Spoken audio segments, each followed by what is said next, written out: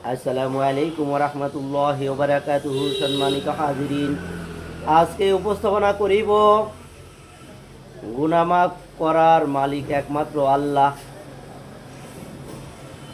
ছোট্ট একটি আয়াত তেলাওয়াত করিলে তারপরে আমি উদাহরণ দিচ্ছি। আউযু বিল্লাহি মিনাশ শাইতানির রাজীম। বিসমিল্লাহির রহমানির রহিম। আল্লাহু মাগফিরলি ওয়ালিওয়ালিদাইক। আল্লাহু মাগফিরলি ওয়ালিওয়ালিদাইক। ও আল্লাহ, গুনাহ করেছি, পাপ করেছি।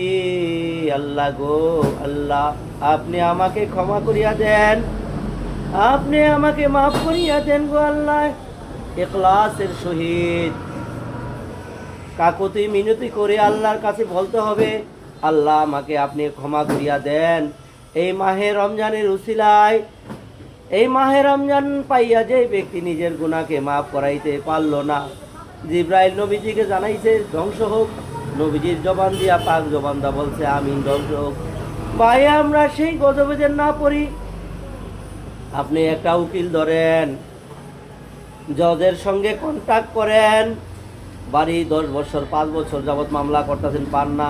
অনেক টাইমে দেখা যায় টাকার বিনিময়ে মামলা আপনার পক্ষে রায় দিয়ে দেয়। হয় কি না? হয়।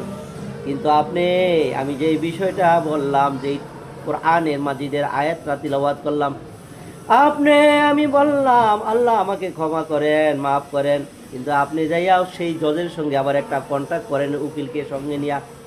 ও জজ সাহেব, 3 মাসের গুনাহ, 6 মাসের গুনাহ, আপনি আমাকে মাসুম বানাইয়া দেন, মাফ করিয়া দেন। যদি 6 মাসের না পারেন, 3 মাসের না পারেন, 1 দিনের গুনাহ আমাকে মাফ করিয়া দেন। আপনার 5 লাখ লাগে, 10 লাখ লাগে, টাকা দিব।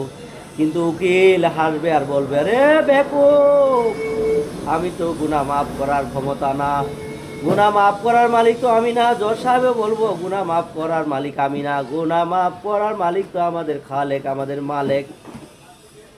আল্লাহু আকবার বলবেন না ভাই? সেই জন্য আমরা এই মাহে রমজানে তাওবা করি বেশি বেশি করে,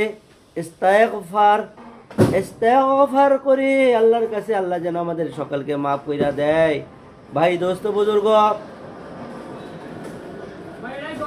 অহংকারের চাদর